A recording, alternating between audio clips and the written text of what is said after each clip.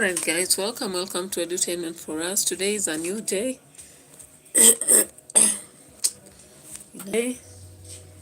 Which is a Saturday, Sabbath for most of you. And I hope you had a good weekend, almost coming to an end. So of course, into the political space, we have so much that is happening.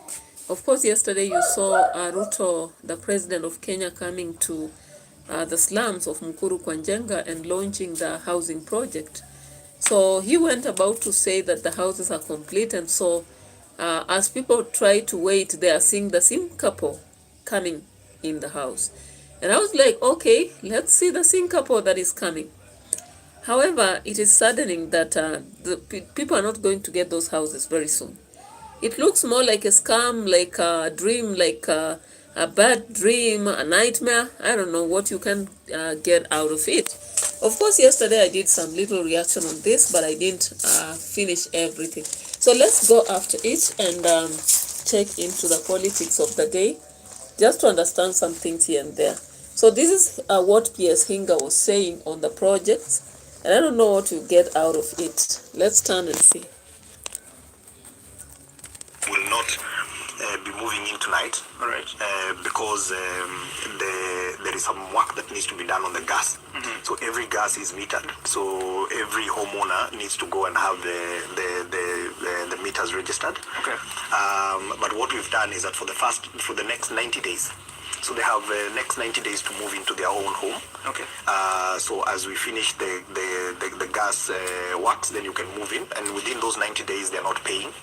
Okay, so they're not paying. They will not pay for the gas, but moving also settling. Moving and settling. I suspect that. Okay, guys. So what's up? Maybe possibly it's this looks like a kind of syndicate, a kind of game, or something, a bad dream, all right? Now, yesterday people are celebrating. I saw people cheering the president, saying they are now going to move in. Unfortunately, those houses are not ready. They'll be ready in 90 days. And as PS Hinga says that they'll not pay anything. Of course, you can't pay something for something you've gotten into. But then, the public relations is a different thing. It's indicated the houses are ready. As from yesterday, I don't know why some of this information is not given right away on the platform. But when it comes later, you find a different information coming out, guys. I'm not just sure why. You know, maybe if you understand why this is the politics of Kenya, let me understand. Let me just get out of your understanding and get what it means here, guys.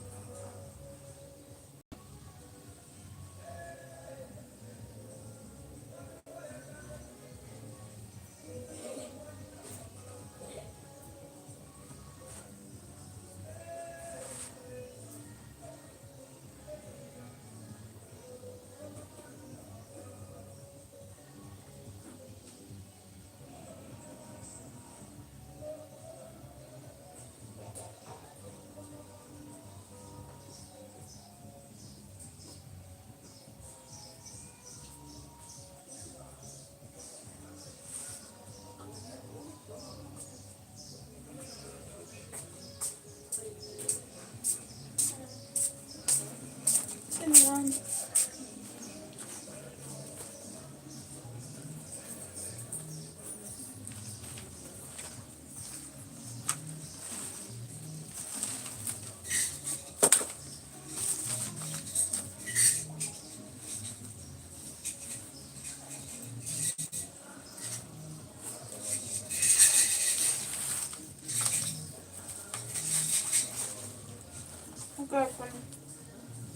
Hakuna.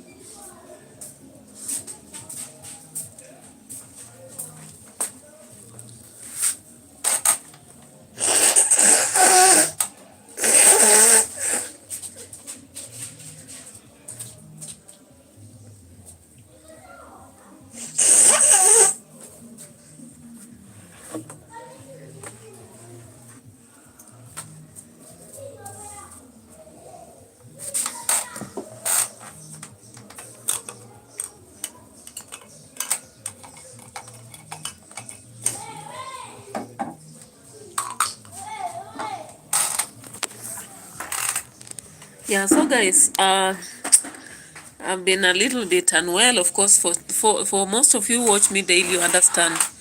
And today I had to go to hospital because sometimes if you don't take care of your health, nobody will do. So when I went, I actually established that I had some pneumonia aspect. Limuru was extremely cold. Actually, I don't really suit in a very cold place. It's unsuitable for me. Actually, this is the third time I'm being struck by pneumonia, but I thank God that I've been able to treat it.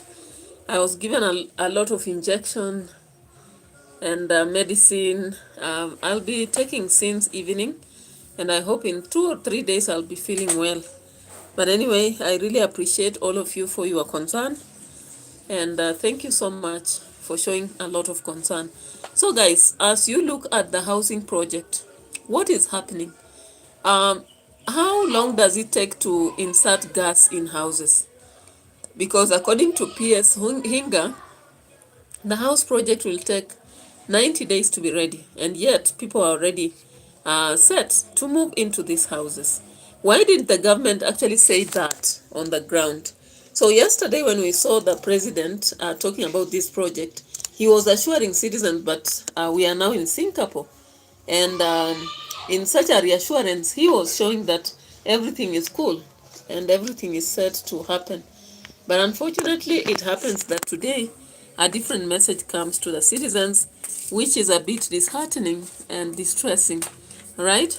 Anyway, that's one of the aspects that we've learned from the government. Away from that, President Ruto actually has hyped the project in Ukambani, particularly the road, talking about the improvement of that road. However, citizens are out on the watch, and whenever they see things that are not happening, they have to come out and show the reality on the ground. So it happens to be that while the president was saying the project has started, it's not real.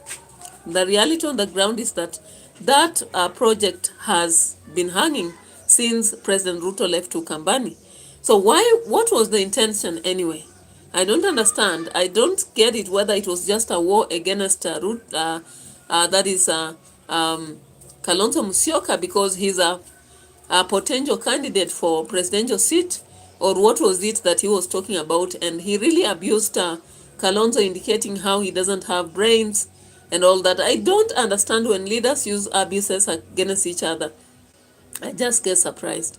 While Kalonzo and Gachagua are talking about thieves, uh, killers. On the other hand, now Ruto has decided to call them brainless, total brainless. And I'm like, okay, so then in future our kids should learn how to use abuses to win the crowd. Is that what you want from us? Because when I hear the leaders doing that, then I just get into a situation that I can't understand. Anyway, let me work on the net. Out there, people are already in Christmas mood, playing loud music. I live near a market, and so people are really getting into a drinking mode and making lots of noise. Anyway, let's continue with our discussion and analysis, critical analysis. And here we are.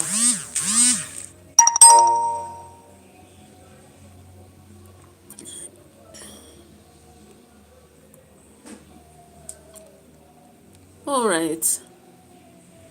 I have a parent who is so concerned, and also I pledge to get a transfer to a certain place. I don't actually want to be in the current school. I hope my pledge will be worked upon very soon. Sometimes once you get tired with a place, you don't even have the morale to work. You get disoriented. All right.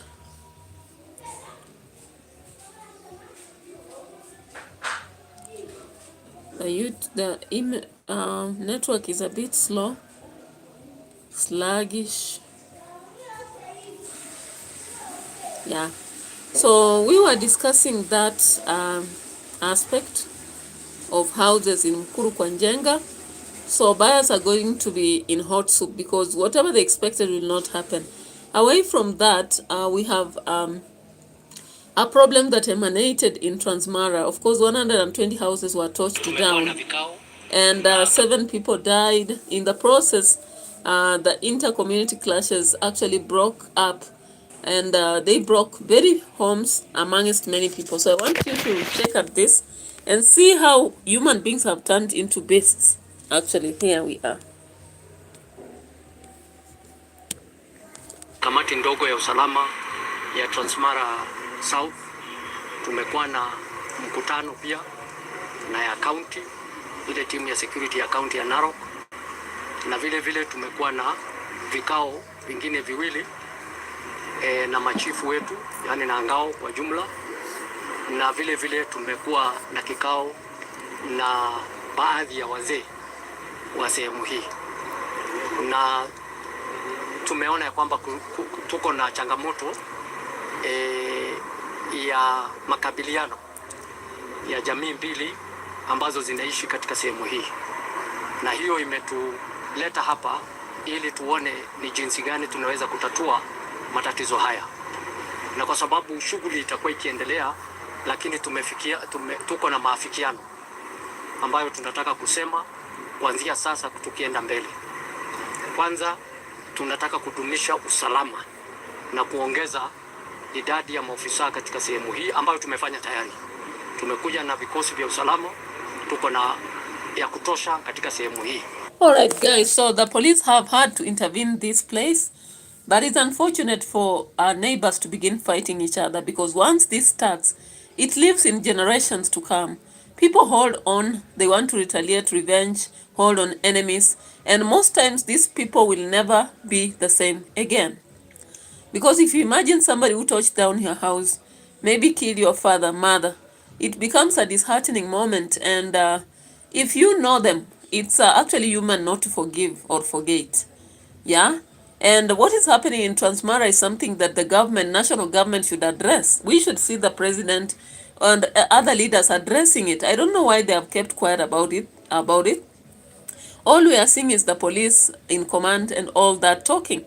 But the politicians, why are you that selfish? Whether you're in the opposition or in the government, why can't you talk about this disastrous moment that deserves your attention? All right?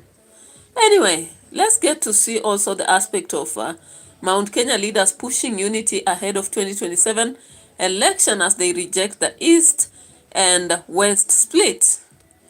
Let's check on this. Do you think they deserve to talk about it?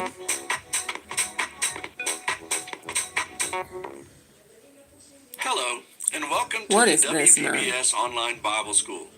My name is Russell Hafner, and I'm ahead of the 2027 general election. While speaking in Kitengela, former Mungiki leader Maina Njenga dismissed suggestions that the region could split into Mount Kenya East and West, insisting that the bloc will remain united. His remarks come amid debate sparked by a section of leaders proposing a regional split should there be no consensus on supporting President William Ruto's re-election bid. Njenga maintained that Mount Kenya's political strength lies in unity and collective decision-making. He spoke while mourning his father Stephen Kamunya, who will be laid to rest in Laikipia later this month. What we are saying is the people of Mount Kenya West, those who are resisting, if we the people of Mount Kenya East, when we have an opportunity to be heartbeat away to presidency, is when government is bad, then tutasema mchana peupe hatutaki kuwa kwa hiyo mlima. Mnanielewa? To the people of Mount Kenya and Kenya at large is that they should remain united. I don't see anything that is going to divide us as we go forward.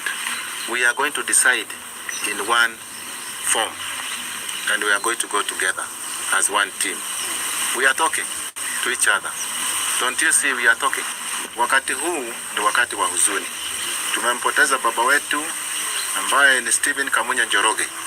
Yeye alikuwa anakaa na sisi vizuri na alikuwa anatupenda sisi zote. Na alikuwa anapenda jamii ya watu wote kutoka sehemu zote. Na tunaomba Wakenya wote kutoka sehemu zote, kutoka vyama mbalimbali, wote wakuje tushtu. All right, so that was the former Mungiki leader speaking. indicating that the Mount Kenya has no differences. How do you see this? In my opinion, I think that the mountain is split. And there is no way you're going to put them together. Because when you listen to Gachagua talking, he talks about wheelbarrows, small wheelbarrows, and he refers to some leaders in Kiambu. He refers to the former leader who was close to the president, and recently he chose Mbui to vie in Mbeere North, and that is Moses Kuria. We are also talking about the current leader, whose father was laid to rest just after the the kind of it was post Saba Day. Yes. So I don't imagine that you will actually see Kimani Ichung'wah, Moses Kuria joining hands with this guy Gachagua and the opposition to fight as one. They can't. And as far as Maina is talking about they are talking to each other, I think it's just a section of them talking to each other, not everybody. And each of them is playing a game to favor their situation, right? That's my opinion anyway. Let's go forward to another long squabble that used to be on KU. I hope you remember that Professor Wainaina had a battle of 8 years with the family of Uhuru Kenyatta. And that battle is now over. Thank God. You know? Kenyatta University Vice Chancellor Professor Paul Wainaina has presided over his final graduation ceremony, marking the end of a tumultuous career in the #1 public university in the country. Tonight, we go back to the troubled days of his tenure and how he wiggled himself out. And TV's Laban Shaban with the details. Professor Paul Kuria Wainaina's 8-year tenure as Kenyatta University Vice Chancellor was defined by a mission to transform the institution into a research powerhouse. But in 2022, that academic mission collided head-on with high-stakes politics. As former President Uhuru Kenyatta prepared to exit office, a 410... Alright guys, so let's go back to our reaction, because the bundles are really being eaten into.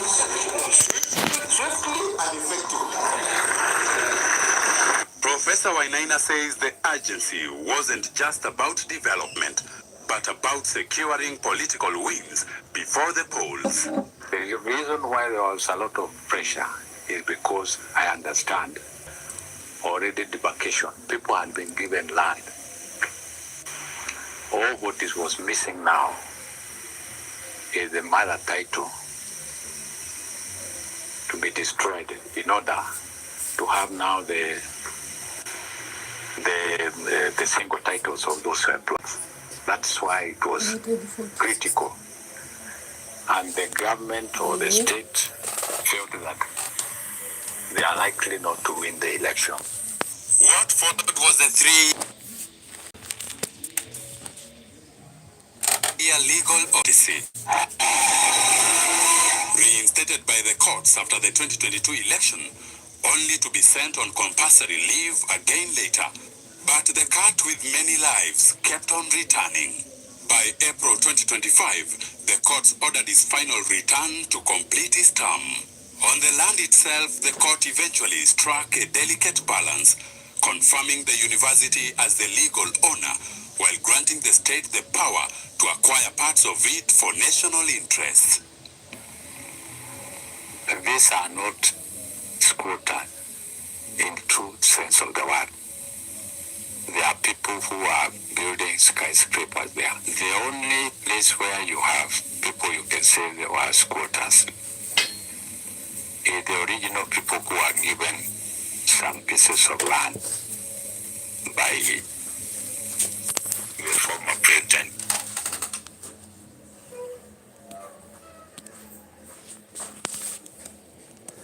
Yeah, so guys, you've understood that politics can be a very dirty game.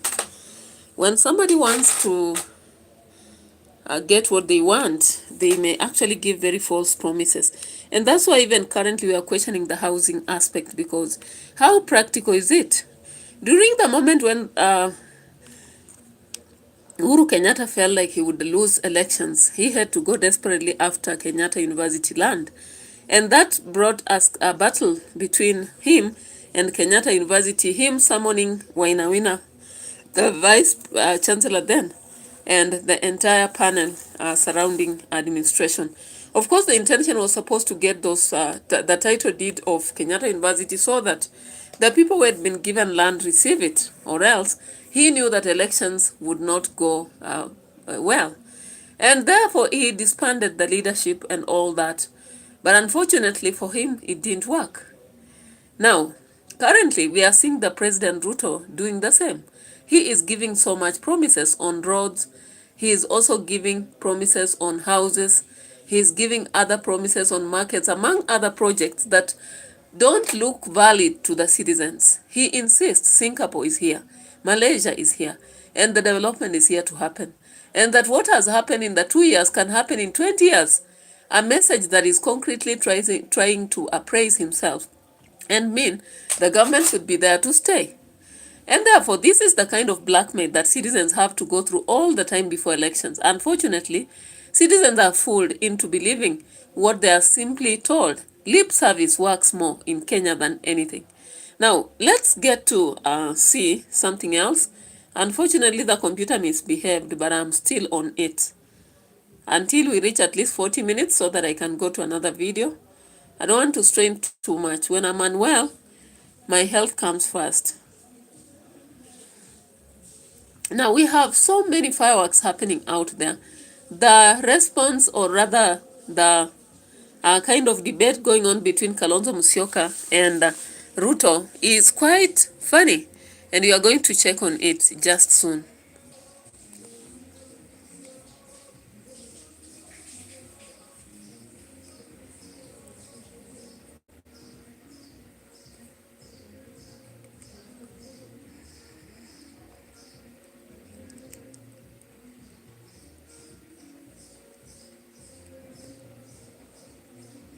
So let's look at this.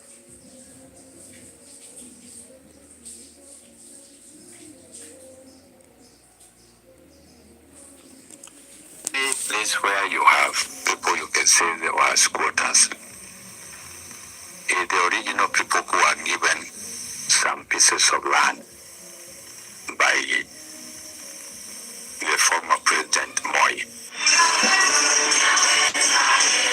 On Friday, the storm had cleared as Professor Wainaina presided over his final graduation ceremony, ending his tenure on a high note as Kenyatta University celebrated its ranking as the top university in Kenya for the second year running.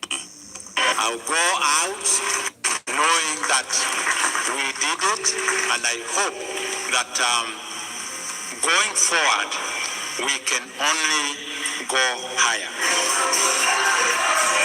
Professor Wainaina's exit could not have been more high profile than his final graduation ceremony. It featured notable politicians including Kiharu MP Ndindi Nyoro and Kakamega Governor Fernandes Barasa, masters and PhD graduates respectively. Governor Barasa calling for a smooth transition at the helm of KU's management. Professor Paul Wainaina has transformed this university despite the turbulent times. He has stood the test of time through commitment, determination and resilience. That is what you are witnessing, the growth of this university as you celebrate our 40 years of remarkable growth during the 58th graduation ceremony. As Professor Wainaina prepares to transition back to the lecture halls in January, the Public Service Commission has officially opened the search for his successor. Laban Shaban. All right. That's in academic corridors. Let's get back to politics. And now, Ruto, as the president, has been indicated to bring agenda development. However, he should not start talking about Singapore as much before he focuses on other things. Of course, there are a lot of people who are wondering whether this Singapore is now a new initiative following Wilbaro that is taking over to smear the heads of people and make them quiet. Now, let's just look at what happened recently here. Sitaki kuharibu this lovely ceremony with too much siasa. Lakini I must say something. That's one thing. That's Jimmy for you.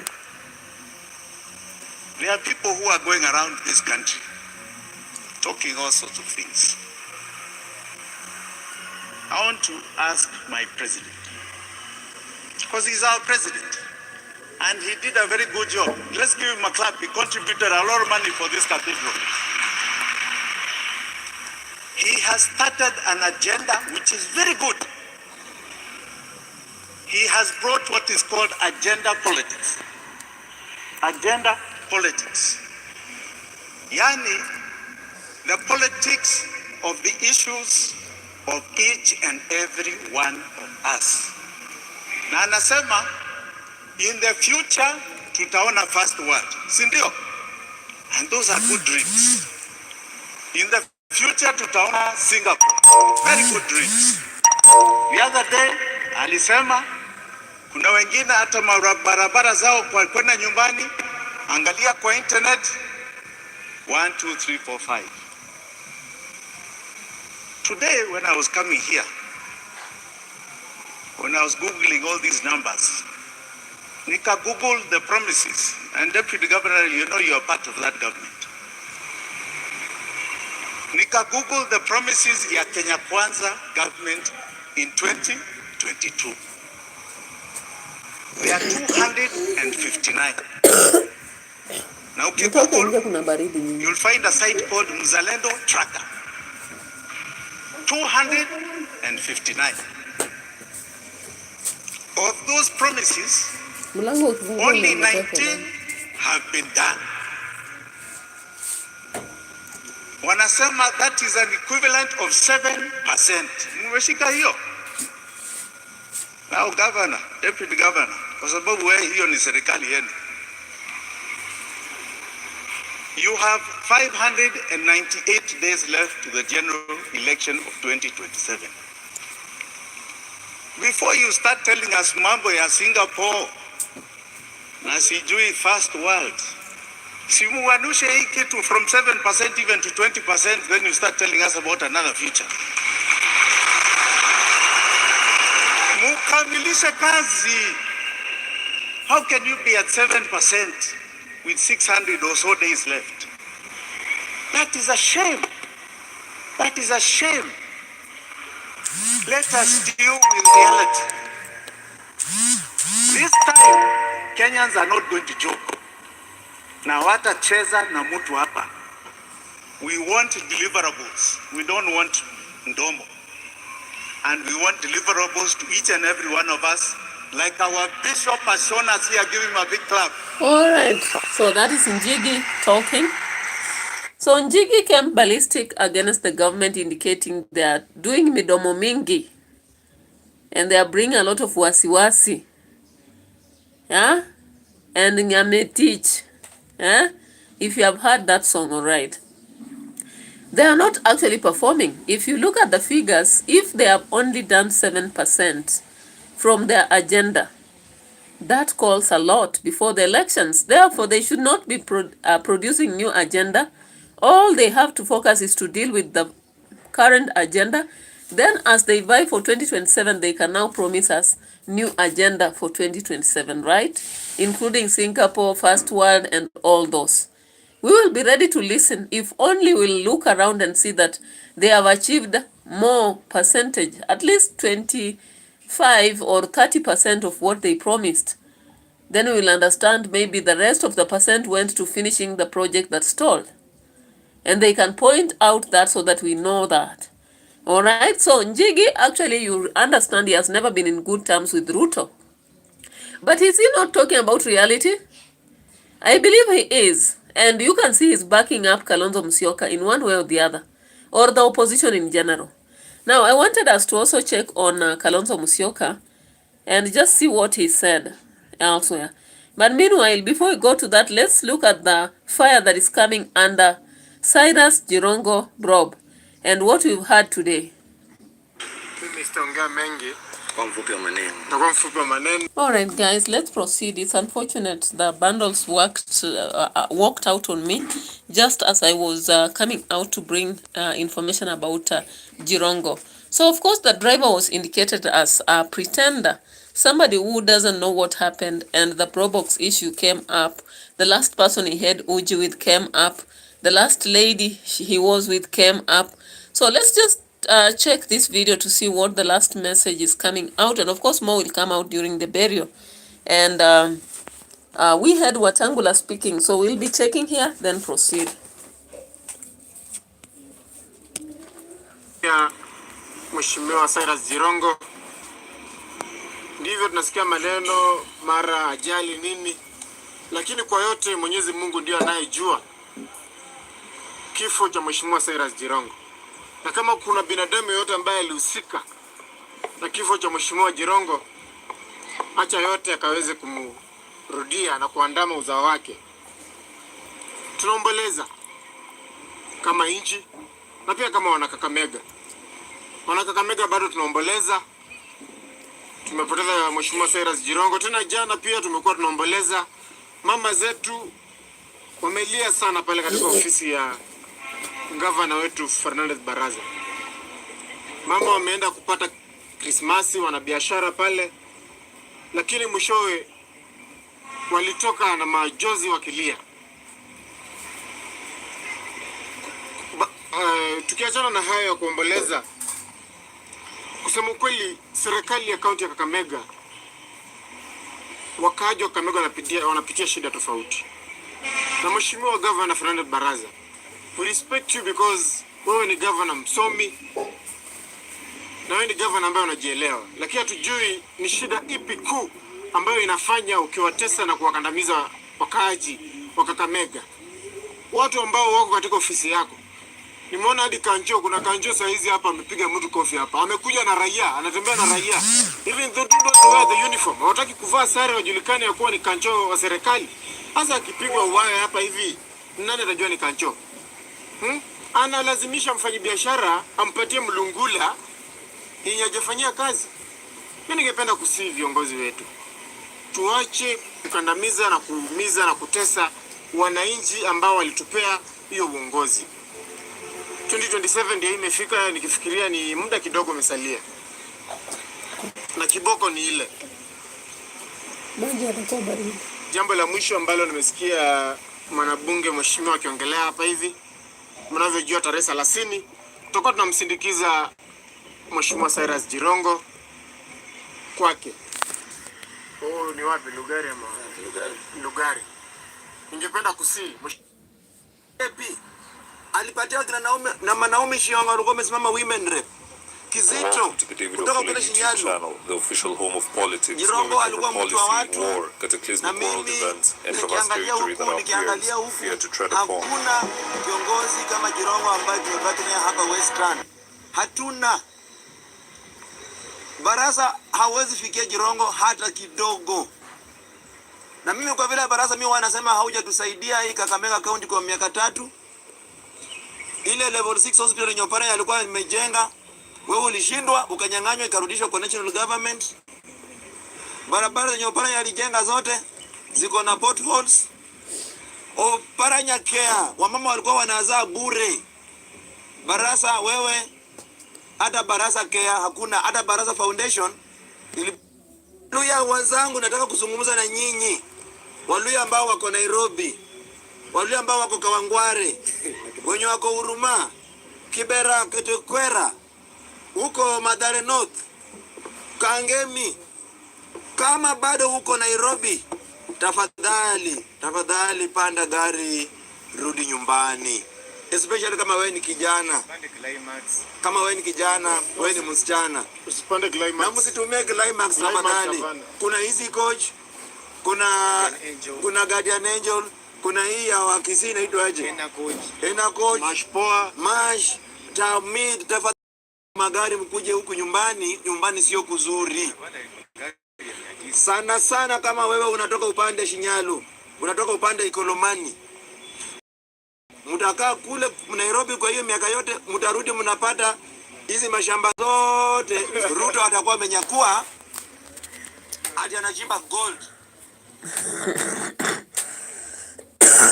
Now finally let's check on Wetangula and what silence he broke over Cyrus Jirongo's. Mimi nawaomba mbele ya madhabahu. Our priests are here. Let the burial of my brother open a new leaf in our relationship. Wale ambao wamekoseana, msameane, tusameane, tutembee kama kitu kimoja. Tutembee kama kitu kimoja. Nyongeza mbo elana rumubi wenywe akhilomula iwa bene. Bandu befwe, enje bandu, umesikia Aaron akiwaambia kiongozi analindwa na watu yake. Unalindwa na familia yako, unalindwa na jamii yako, unalindwa na marafiki. Hata huyu Wanjala bila ameongea hapa, Wanjala huyu tulitembea na yeye, saa zingine tunakusana, lakini sasa ukikuza mimi Wanjala atakunja shati. Hiyo ndio Martin Shikuku alikuwa akisema, ukikutana na mtu anapigana na ndugu yako, angusha huyo mtu ndio ulize ndugu yako ilianza namna gani. That is how to be each other's keeper. Wacha tupendane, tutembee pamoja. James quarreled, nobody will want on his last day on earth to take a solemn oath among ourselves leaders that we must lead as a team, we must work together as a big family of this region to be able. All right, guys, when I was listening to Wetangula, I was surprised because it's very tough to actually put together all the Luhya people to work as one. Over years we have seen